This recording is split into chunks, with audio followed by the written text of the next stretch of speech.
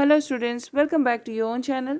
So today we will learn the second part of the chapter Nelson Mandela Long Walk to Freedom from First Flight book, English class 10.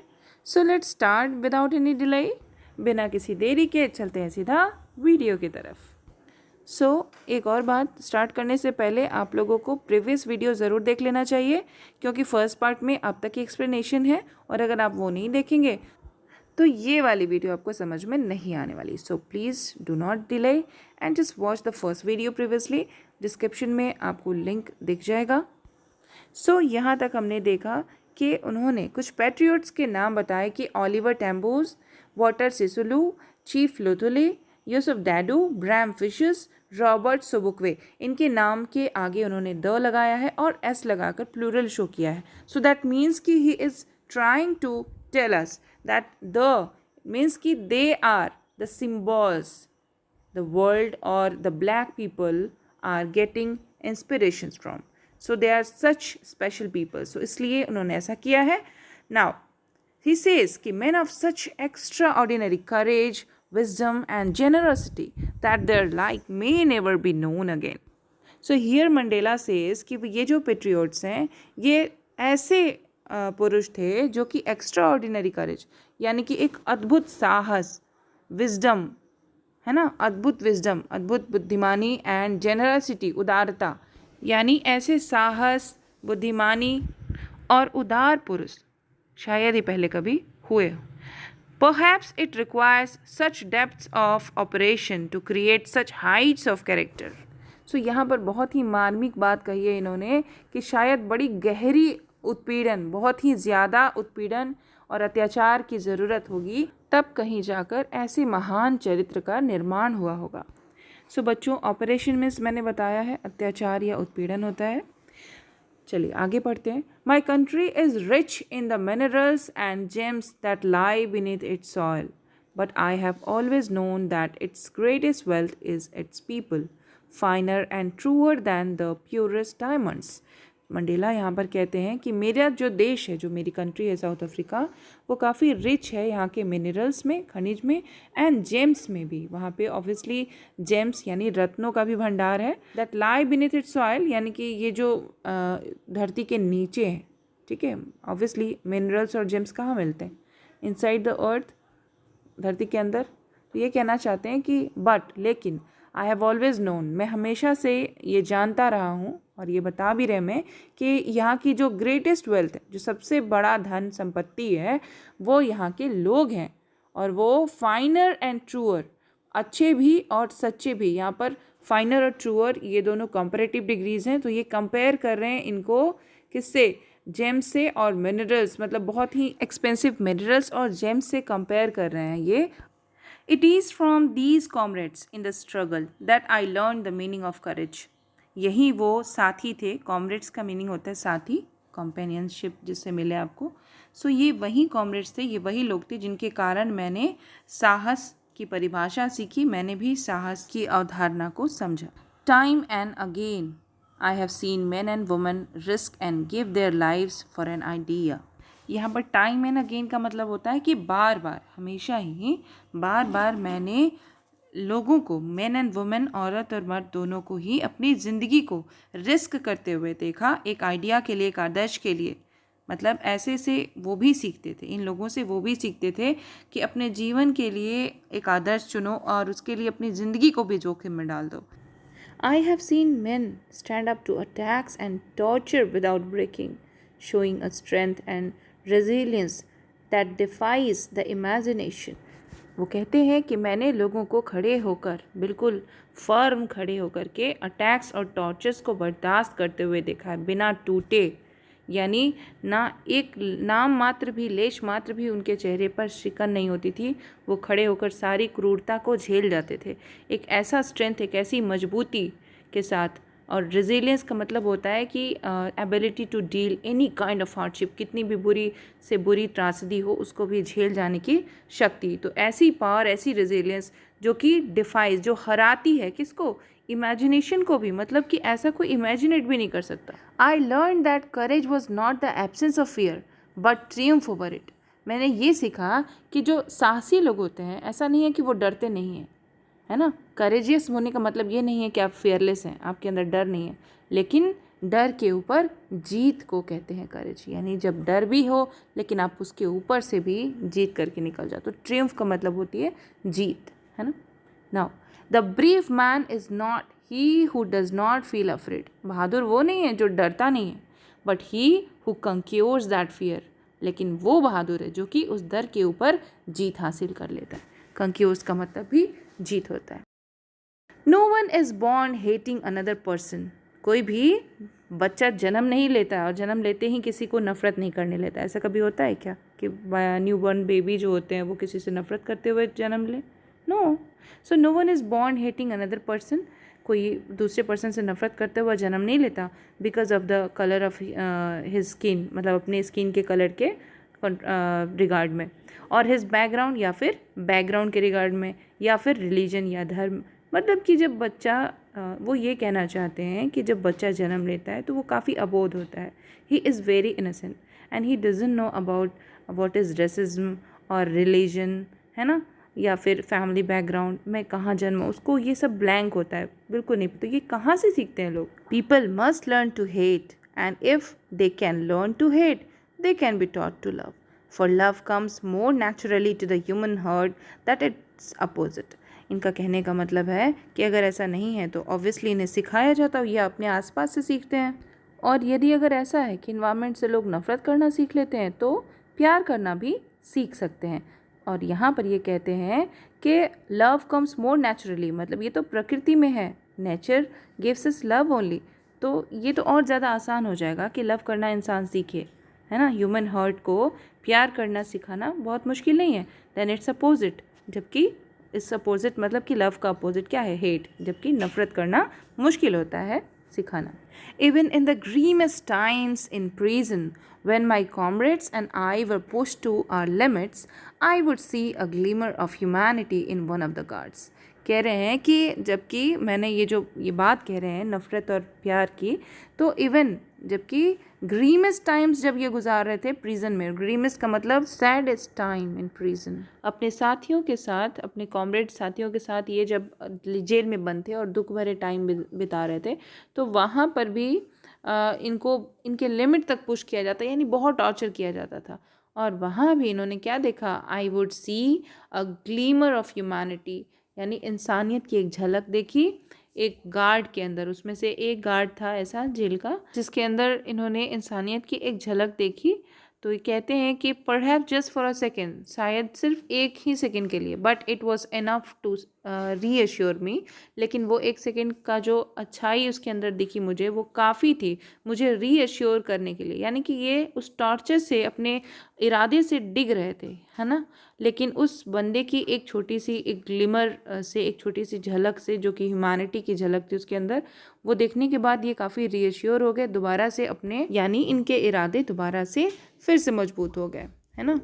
इसलिए ये कहते हैं कि it was enough to reassure me and keep me going, मतलब मुझे आगे बढ़ते रहने के लिए इस बात से प्रेरणा मिली। Man's goodness is a flame that can be hidden but never extinguished, यानी कि इंसानियत की जो अच्छाई की ज्योत है ये एक ऐसी फ्लेम की तरह है जो छुप तो सकती है लेकिन गायब नहीं हो सकती, मिट नहीं सकती। In life every man has twin obligations, obligations मतलब ड्यूटीज़, रिस्पॉन्सिबिलिटीज़। तो कह रहे हैं कि ज़िंदगी में इंसान के दो तरह के ऑब्लिगेशंस होते हैं। ट्विन मतलब जुड़वा होता है, तो वही ये कह रहे हैं कि एक साथ निभाने वाली दो ऐसे ऑब्लिगेशंस होते हैं। क्या है? Obligations to his family, to his parents, to his wife and children, and he has an obligation to his people. यानी एक तो होता है आपको पर्सनल लाइफ और एक जो आप समाज में अपना योगदान देते हैं, है ना। His community, his country, as a citizen. So ये इसलिए कह रहे हैं क्योंकि ये दो तरह के जीवन को दिखाना चाहते हैं जो एक इंसान जीता है। यानी प्रत्येक इंसान की दो तरह की रिस्पॉन्सिबिलिटीज़ होती है, एक तो अपने खुद के परिवार, अपने माँ बाप, भाई बहन और अपने बच्चों के लिए, और एक और साथ जुड़वा चल रही जो उनकी ऑब्लिगेशन होती है वो होती है उनके समाज, उनकी कम्युनिटी, समुदाय और उनके देश के प्रति as a citizen. In a civil and humane society, each man is able to fulfill those obligations according to his own inclinations and abilities. यहाँ पर inclination का मतलब होता है सेल्फ बिहेवियर, अपना खुद का बिहेवियर, और abilities मतलब क्षमता। तो कह रहे हैं कि एक सिविल और ह्यूमन सोसाइटी में, इंसानियत वाली जो सोसाइटी होती है उसमें हर एक इंसान, ईच मैन, सक्षम है अपने उन ऑब्लिगेशंस को, उन जिम्मेदारियों को पूरा करने के लिए, टू फुलफिल, है ना, according to his own inclinations, मतलब अपनी खुद के बिहेवियर और अपनी खुद की क्षमता के according. But in a country like south Africa, यहाँ पर एज अ कंट्री पार्ट क्या है कि एक ऐसे देश में जो कि साउथ अफ्रीका जैसा देश है जो कि रेसिज्म से सफ़र कर रहा था, it was almost impossible for a man of my birth and colour to fulfil both of those obligations. In South Africa a man of colour who attempted to live as a human being was punished and isolated. कह रहे हैं कि सक्षम तो हर एक इंसान होता है, लेकिन ऐसे देश में जो लोग मेरे कलर और मेरे रिलीजन में जन्म लेते हैं, है ना, मेरे बर्थ में या मेरे रिलीजन जो भी सर्कमस्टांसेस इनके थे, तो उन लोगों के लिए ये ऑब्लिगेशंस पूरा कर पाना बहुत मुश्किल है। और अ मैन ऑफ कलर यानी जो मेरे रंग के, जो काले लोग हैं और श्वेत, वो अगर अटैम्प्ट भी करते हैं ऐसी इंसानियत की ज़िंदगी जीने के लिए, एक नॉर्मल इंसानों वाली ज़िंदगी जीने के लिए, तो उनको पनिश किया जाता है और आइसोलेटेड यानी अकेला कर दिया जाता है, प्रताड़ित किया जाता है, सजा दी जाती है और आइसोलेट कर दिया जाता है, जेल में डालकर। In South Africa, a man who tried to fulfill his duty to his people was inevitably ripped from his family and his home and was forced to live a life apart, a twilight existence of secrecy and rebellion. Inevitably का मतलब होता है कि बिना अनदेखा किए, मतलब बिल्कुल ये करेंगे ही वो लोग। राइप्ड मीन्स अलग कर देना, ठीक है। और इसका मतलब हुआ कि इन साउथ अफ्रीका जैसे देश में एक इंसान जो अपनी फैमिली की और अपने लोगों की ड्यूटी पूरा करना चाहता है, उनको बिल्कुल मतलब ऐसा हो ही नहीं सकता कि वो लोग इनको अनदेखा कर दें। वो इनको लोगों से अलग कर देंगे, अपनी फैमिली से अलग कर देंगे, अपने घर से अलग कर देंगे और ऐसी स्थिति में लाकर खड़ा कर देंगे, क्योंकि वो इनको इलीगल समझते थे। तो ये फैमिली के साथ रहते तो ऑब्वियसली इनको पकड़ लेते। कैसे हमारे जो क्रांतिकारी थे उनके साथ कैसे होता था, same behaviour. Was force to leave a life apart, मतलब वो जानबूझकर उनको ऐसे फोर्स किया जाता था कि वो अकेली ज़िंदगी जिए, यानी घूमते रहे बंजारों की तरह, यहाँ से वहाँ भागते रहे। फैमिली के पास जाएंगे तो उनको प्रिजन कर दिया जाएगा, जेल में डाल दिया जाएगा। A twilight existence of secrecy and rebellion, twilight का मतलब होता है अंधेरा, तो उनको अंधेरों में जीने के लिए, संध्या वेला यानी कि डार्कनेस में एग्जिस्ट करने के लिए, जीने के लिए, और सेक्रेसी यानी बिल्कुल सेक्रेटली, शांत चुपचाप से, ताकि कोई जाने ना। एंड रिबेलियन का मीन्स होता है राजद्रोही। तो इनको एक राजद्रोही करार दे करके और भागने पर मजबूर कर दिया जाता है ताकि इनको पकड़ करके सजा ना दी जाए, इसलिए ये भागते फिरते हैं। तो ऐसा इनके साथ बिहेवियर होता है। I did not in the beginning choose to place my people above my family. But in attempting to serve my people, I found that I was prevented from fulfilling my obligations as a son, a brother, a father and a husband.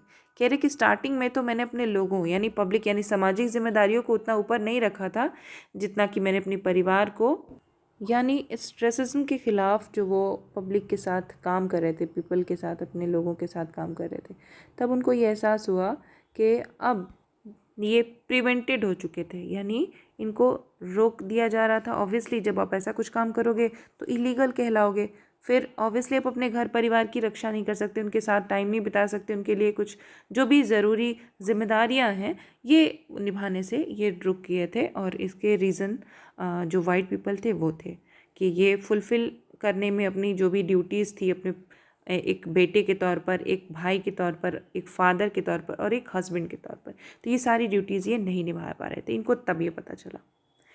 I was not born with a hunger to be free. कह रहे हैं कि मैं आज़ादी की भूख के साथ जन्मा नहीं था। अब जैसे एक छोटा बच्चा नफ़रत करते हुए नहीं जन्मता, वैसे उसको क्या पता है कि मैं आज़ाद हूँ या फिर गुलामी में जन्म लिया मैंने, या फिर ये सारी क्या चीज़ें हैं, व्हाट इज़ आज़ादी एंड व्हाट इज़ गुलामी। I was born free, free in every way that I could know, free in run in the fields near my mother's hut, free to swim in the clear stream that ran through my village, free to roast maize under the stars and ride the broad backs of slow moving bulls. कह रहे हैं कि जब मैं जन्म लिया तब मैं आज़ाद ही था और ऐसे में मैं काफ़ी फ्री फील करता था। मुझे ये पता ही नहीं था कि गुलामी क्या होती है। और तब मैं क्या करता था, इनके बचपन का एक बहुत ही प्यारा सा झलक, एक ग्लिम्प दिखाया गया यहाँ पर। एंड दैट ग्लिम्प सेज कि ये क्या क्या करते थे। तो जब ये फ्री बॉर्न हुए थे तो एवरी वे, हर तरीके से ये फ्री थे। सेज कि free in every way that I could know, जो मैं जानता था। यानी इनकी अपनी परसेप्शन जो थी कि आज़ादी क्या है, इतना इनको जितना समझ में आता था वैसे ये अपने आप को फ्री समझते थे। और क्या करने के लिए फ्री थे ये? Run in the fields near my mother's hut. तो अपनी माँ के जो झोपड़ी थी उसके बगल में जो खेत थे ये उसमें दौड़ते थे। और ये स्विमिंग करने के लिए भी फ्री थे। जो झरना, जो एक नदी, पतली सी झरने वाली नदी, जो पहाड़ी नदी होती है, इनके घर के थ्रू होकर के गुजरती थी, इनके गांव के थ्रू, उसमें ये तैरते भी थे। और free to roast mealies under the stars, यानी रात में ऑब्वियसली तारों के नीचे, खुले आसमान के नीचे मिलीज को रोस्ट करते थे और एंजॉय करते थे, है ना, मक्के को भून करके। And ride the broad backs of the slow moving bulls, यानी धीरे चलने वाले जो बुल होते हैं, सांड, वो बुल्स के जो ब्रॉड बैक्स यानी चौड़ी पीठ, आपको पता ही है बुल्स की बैक बहुत काफ़ी बड़ी और चौड़ी होती है, तो इस पर राइड हुई है, उसकी सवारी भी करते थे, सांड की सवारी। तो कुल मिलाकर काफ़ी इन्जॉय किया था इन्होंने अपने बचपन में। इनको बिल्कुल भी अंदाज़ा नहीं था कि बड़ा होकर के मुझे क्या पता चलने वाला है कि I am not free, we are the culprits of apartheid. Now, as long as I obeyed my father and abided by the customs of my tribe, I was not troubled by the laws of man or God. तो जब तक ये अपनी ऐसी ज़िंदगी जीते रहे साधारण सी, कि अपने फादर को ओबे करना, है ना, अपने कस्टम्स को फॉलो करना, अपने ट्राइब के कस्टम्स, यानी अपनी बस्ती, ट्राइब मीन्स होता है इनकी जो भी बस्ती थी उसके जो कस्टम्स थे, उसके रूल रेगुलेशंस, उसको ये फॉलो करते थे, रिचुअल्स को।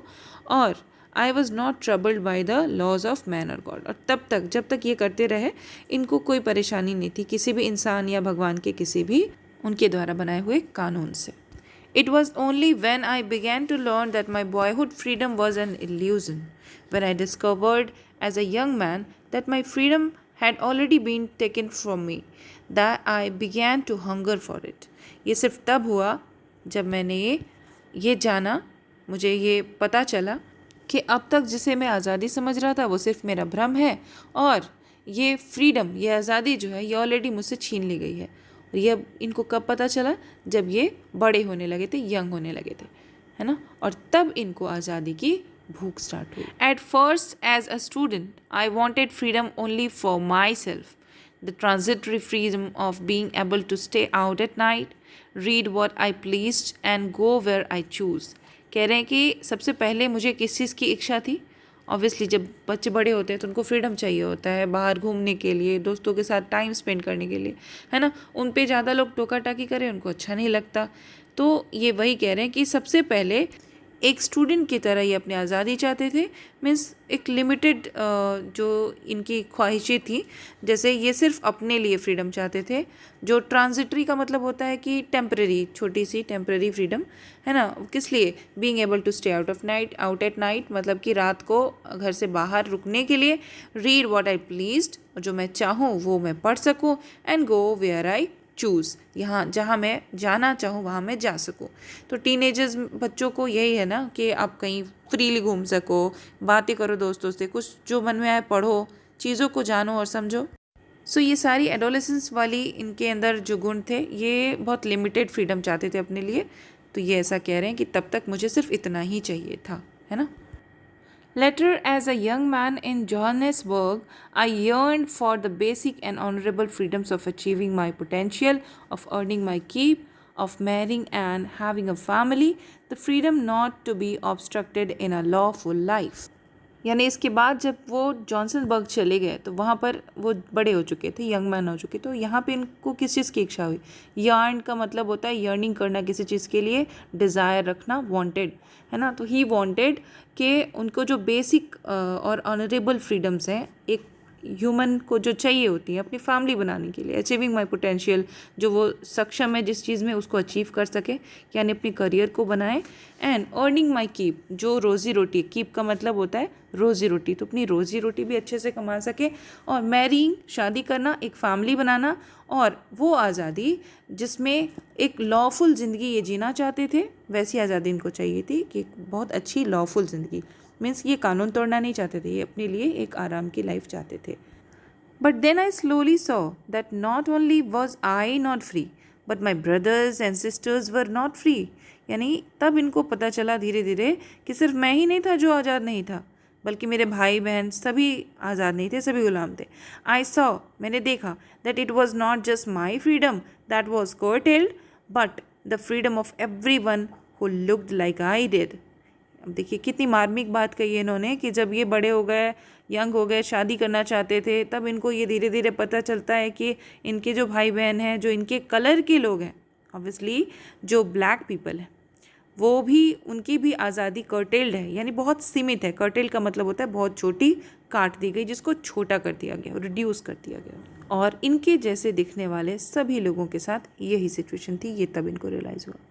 That is when I joined the African National Congress, and that is when the hunger for my own freedom became the greater hunger for the freedom of my people. और ये तभी था जब इन्होंने African national Congress join की, और जो इनकी अपने खुद के आज़ादी के लिए जो भूख थी वो उससे भी बड़ी, ग्रेटर, अगेन यहाँ पर कॉम्परेटिव डिग्री यूज़ हुआ है, तो ये ग्रेटर हंगर हो गया है ना, ग्रेट, ग्रेटर, ग्रेटेस्ट, तो ये उससे भी बड़ी, अपने खुद की आज़ादी से बड़ी भूख इनको हो गई इनके लोगों की आज़ादी, यानी सभी लोगों की आज़ादी के लिए. It was this desire for the freedom of my people to live their lives with dignity and self-respect that animated for my life, that transformed a frightened young man into a bold one, that drove a law-abiding attorney to become a criminal, that turned a family-loving husband into a man without a home, that forced a life-loving man to live like a monk. ये अपने लोगों के लिए इनकी जो इच्छा थी कि उनको अपने ज़िंदगी में डिग्निटी और सेल्फ रिस्पेक्ट मिले, है ना, इसने एनिमेट कर दिया इनकी ज़िंदगी को. एनिमेटेड का मतलब होता है फुल ऑफ एनर्जी, है ना, बहुत इंथुसियास्टिक बना दिया, और ट्रांसफॉर्म भी कर दिया, यानी पूरी तरह से बदल दिया, चेंज कर दिया. क्या, कैसे चेंज किया, किससे किस चीज़ में चेंज किया? तो पहले ये फ्राइटेंड यंग मैन थे, डरा हुआ जवान आदमी, इनटू अ बोल्ड वन, और ये डरे हुए से बोल्ड बन गए. And that drove a law abiding attorney, law abiding का मतलब कानून का पालन करने वाला एक इंसान से ये एक क्रिमिनल बन गए. That turn a family loving husband, यानी एक परिवार को प्यार करने वाले पति से एक बेघर इंसान, समझ रहे? That force a life loving man to live like a monk, और एक ज़िंदगी को प्यार करके जीने वाले, बहुत अच्छे से गुजारने वाले इंसान को किस में बदल दिया? एक मॉन्क में, एक सन्यासी में बदल दिया. होमलेस को सन्यासी कहते हैं, जिसे भागे फिरना पड़े, वो एक मॉन्क की तरह ही जी रहा होगा. I am no more virtuous, virtuous का मतलब होता है अच्छा, तो अब मैं एक अच्छा इंसान नहीं रह गया था. और self sacrificing than the next man, सामने वाले के लिए अपने आप को सेक्रीफाइस कर दूं, मैं ऐसा भी नहीं था. अब मैं सेल्फिश बन चुका था, अपने लोगों के लिए मुझे काम करना था. बट आई फाउंड, लेकिन मैंने ये पाया, that I could not even enjoy the poor and limited freedoms I was allowed when I knew my people were not free. लेकिन ऐसा, यानी कि थोड़ा स्टफ़ बनने के बाद, है ना, क्रांतिकारी लुक में आने के बाद, लोग, ये जो वाइट पीपल थे, ये इनको थोड़ी सी फ्रीडम इनको मिल चुकी थी, यानी इन्होंने अपने लिए वो आज़ादी पा ली थी. लेकिन ये सारी आज़ादी इनको तभी भी कम लग रही थी, काफ़ी लिमिटेड लग रही थी, इसको इन्जॉय नहीं फील कर पा रहे थे, ये खुश नहीं थे. क्यों? क्योंकि इनके लोग आज तक फ्री नहीं थे. तो अपने लिए तो इन्होंने पा लिया, है ना, एक हार्डकोर लाइफ जी करके, और बंदूक के दम पर इन्होंने अपने लिए आज़ादी तो छीन ली थी, लेकिन ये अपने लोगों को आज़ाद नहीं करवा पाए थे, और ये दुख इनको अपनी आज़ादी इंजॉय नहीं करने दे रहा था पूरी तरह से. Freedom is indivisible, the chains on any one of my people were the chains on all of them, the chains on all of my people were the chains on मी.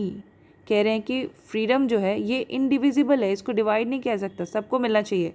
जो चेन किसी भी एक इंसान मेरे लोग जो हैं उनमें से किसी के भी पैर में अगर ये बेड़ी है तो ये सभी लोगों के पैर में है। इसका मतलब है कि अगर एक भी बंदा गुलाम है तो हम सभी गुलाम हैं, और अगर मेरे लोग गुलाम हैं तो मैं भी गुलाम हूँ। इसका मतलब है कि ये कहना चाहते थे कि सिर्फ मुझे या कुछ चंद लोगों को फ्रीडम देने से कुछ नहीं होगा, हमने अपनी फ्रीडम छीन ली है, बट इससे काम नहीं चलने वाला। हमारे जो पूरे लोग हैं सबको आज़ादी चाहिए। Got it? I knew that the oppressor का मतलब होता है अत्याचारी, है ना। तो आई न्यू, मैं जानता था कि जो ऑपरेसर है must be liberated just as surely as the oppressed, यानी ऑपरेस का मतलब होता है जो अत्याचार सहन करने वाले लोग होते हैं।